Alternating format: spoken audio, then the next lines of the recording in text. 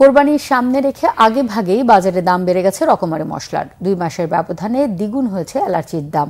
অন্য মশলারও দাম বেড়েছে ৫০% পর্যন্ত। ১ কেজি এলাচের রাজস্ব সহ সর্বোচ্চ খরচ পড়ে ১৫০০ টাকা, আর বিক্রি হচ্ছে ৪,০০০-এ। ব্যবসায়ী নেতারা বলছেন, মশলা নিয়ে মাফিয়া চক্র জুয়া খেলায় প্রকৃত ব্যবসায়ীরা ক্ষতিগ্রস্ত হচ্ছেন। ১০ মাসে সমুদ্রপথে ১,৩৯,০০০ মেট্রিক টন মশলা আমদানির পরেও লাগামহীন দাম বাড়াকে অযৌক্তিক বলছে সরকারি সংস্থা। চট্টগ্রাম থেকে নাসিরউদ্দিনের রিপোর্টে বিস্তারিত। কুরবানির ঈদে মশলার অনেক বেশি চাহিদা থাকায় বাড়ে মশলা আমদানিও। চলতি অর্থ বছরের প্রথম ১০ মাসে সমুদ্রপথে ৩২ রকমের মশলা আমদানি হয়েছে ১,৩৯,০০০ মেট্রিক টন। গত বছরের তুলনায় মাসে আমদানি বেড়েছে ২,৬১৯ টন। পাইপ লাইনে আছে শত শত মেট্রিক টন মশলা। এরপরও চট্টগ্রামের খাতুনগঞ্জ মশলার বাজার যেন আগুন। এলাচের দাম আকাশ ছোঁয়া। ২ মাসের ব্যবধানে এর দাম বেড়েছে দ্বিগুণ। খুচরায় প্রতি কেজি সর্বোচ্চ ৪,০০০ টাকা পর্যন্ত উঠেছে।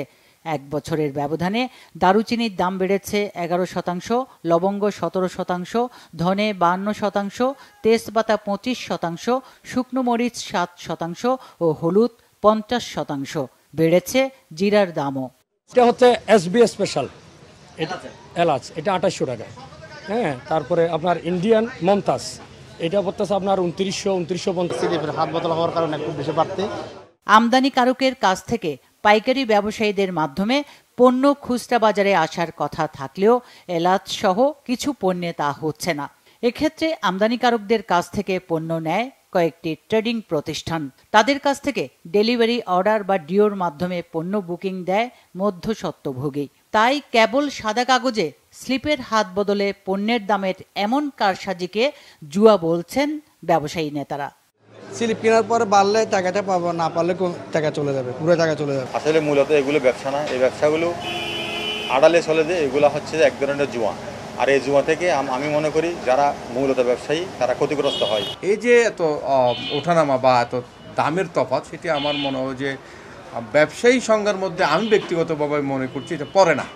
কাস্টমসের তথ্য অনুযায়ী চলতি অর্থ বছরের এপ্রিল পর্যন্ত ৬৪ চালানে আমদানি করা প্রতি কেজি এলাচের রাজস্ব সহ দাম পড়েছে ১,২৬৪ টাকা।